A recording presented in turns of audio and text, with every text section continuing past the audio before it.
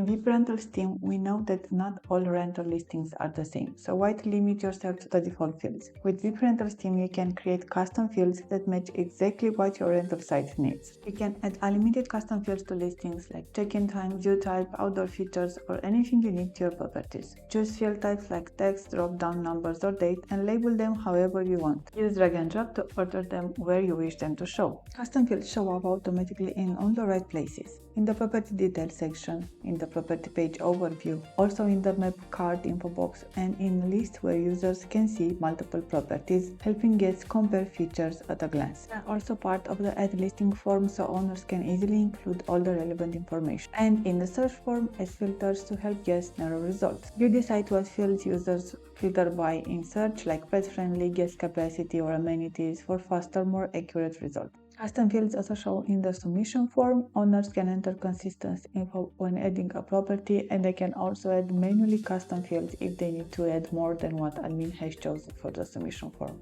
So whether you rent apartments, offices, or yachts, custom fields help you show the right details. No plugins, no coding, just full control from WPRentals team options.